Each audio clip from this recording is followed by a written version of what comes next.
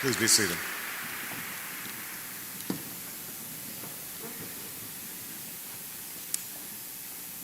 Let me begin by saying a word to Dr. Dorothy Height's sister, Ms. Aldridge. To some, she was a mentor. To all, she was a friend. But to you, she was family. And my family offers yours our sympathy for your loss. We are gathered here today to celebrate the life and mourn the passing of Dr. Dorothy Height. It is fitting that we do so here in our national cathedral of St. Peter and St. Paul, here in a place of great honor, here in the house of God, surrounded by the love of family and of friends. The love in this sanctuary is a testament to a life lived righteously, a life that lifted other lives, a life that changed this country for the better over the course of nearly 1 century here on earth.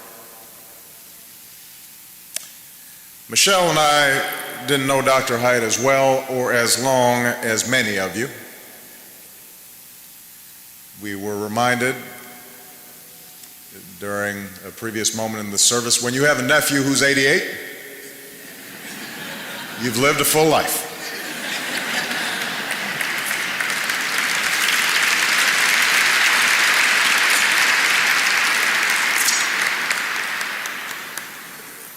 But we did come to know her in the early days of my campaign, and we came to love her as so many loved her. We came to love her stories, and we loved her smile, and we loved those hats that she wore like a crown, regal. In the White House, she was a regular. She came by not once, not twice, 21 times. She stopped by the White House. We took part in our discussions around health care reform in her final months.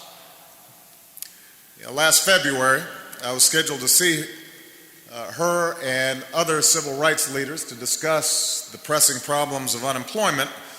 Reverend Sharpton, Ben Jealous of the NAACP, Mark Morial of the National Urban League. Then we discovered that Washington was about to be blanketed by the worst blizzard in record, 2 feet of snow. So I suggested to one of my aides, we should call Dr. Height and say we're happy to reschedule the meeting. Certainly if the others come, she should not feel obliged. True to form, Dr. Height insisted on coming, despite the blizzard. Never mind that she was in a wheelchair.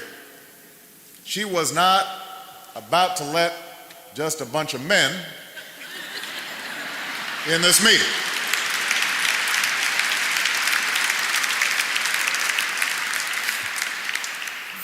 It was only when the car literally could not get to her driveway that she reluctantly decided to stay home, but she still sent a message about what needed to be done. And I tell that story partly because it brings a smile to my face, but also because it captures the quiet, dogged, dignified persistence that all of us who love Dr. Height came to know so well. An attribute that we understand she learned early on. Born in the capital of the old Confederacy, brought north by her parents as part of that great migration, Dr. Height was raised in another age, in a different America, beyond the experience of many. It's hard to imagine, I think, life in the first decades of that last century, when the elderly woman that we knew was only a girl. Jim Crow ruled the South. The Klan was on the rise, a powerful political force. Lynching was all too often the penalty for the offense of black skin. Slaves had been freed within living memory, but too often their children, their grandchildren remained captive because they were denied justice and denied equality, denied opportunity, denied a chance to pursue their dreams. The progress that followed, progress that so many of you helped to achieve, progress that ultimately made it possible for Michelle and me to be here as President and First Lady. That progress came slowly.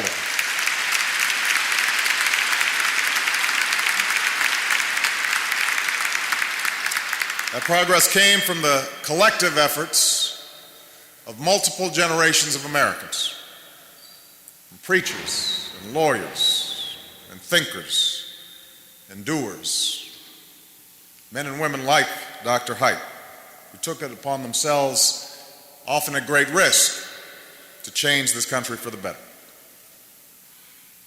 From men like W.E.B. Du Bois and A. Philip Randolph, women like Mary McLeod Bethune and Betty Friedan. There are Americans whose names we know. They are leaders whose legacies we teach. They are giants who fill our history books. Well, Dr. Dorothy Haidt deserves a place in this pantheon. She too deserves a place in our history books. She too deserves a place of honor in America's memory. Look at her body of work. Desegregating the YWCA, laying the groundwork for integration on Wednesdays in Mississippi, lending pigs to poor farmers as a sustainable source of income, strategizing with civil rights leaders, holding her own, the only woman in the room, Queen Esther, to this Moses generation, even as she led the National Council of Negro Women with vision and energy,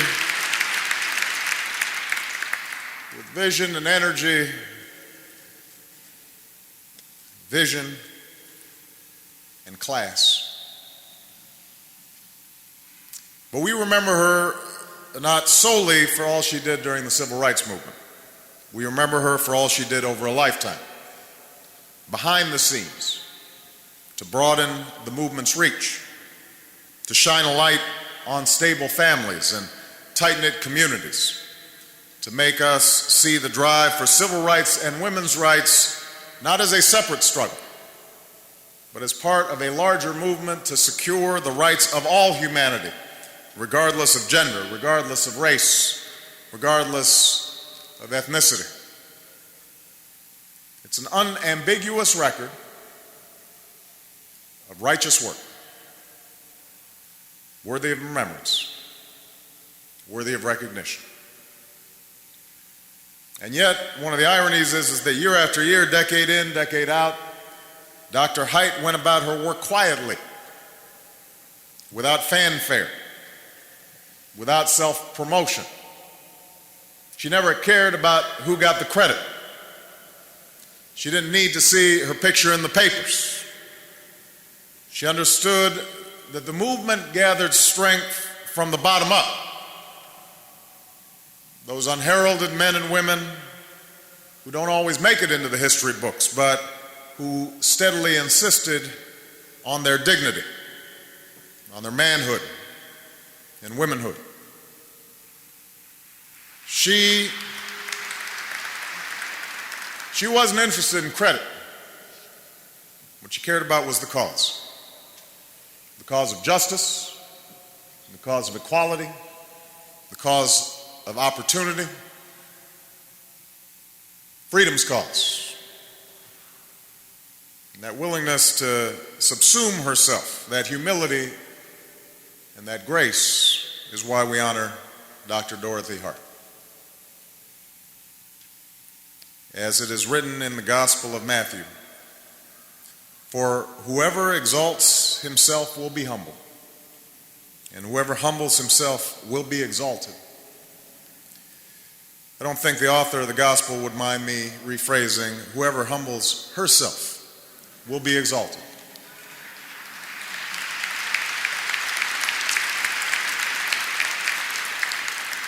One of my favorite moments with Dr. Haidt, this is just a few months ago. We had decided to put up the Emancipation Proclamation in the Oval Office. And we invited some elders to share reflections of the movement. And she came, and it was an intergenerational event. So we had young children there as well as elders, and the elders were asked to share stories. And she talked about attending a dinner in the 1940s at the home of Dr. Benjamin Mays, then president of Morehouse College. And seated at the table that evening was a 15-year-old student, a gifted child, as she described him, filled with a sense of purpose, who was trying to decide whether to enter medicine or law or the ministry. And many years later, after that gifted child had become a gifted preacher, I'm sure he had been told to be on his best behavior, after he led a bus boycott in Montgomery and inspired a nation with his dreams, he delivered a sermon on what he called the drum major instinct.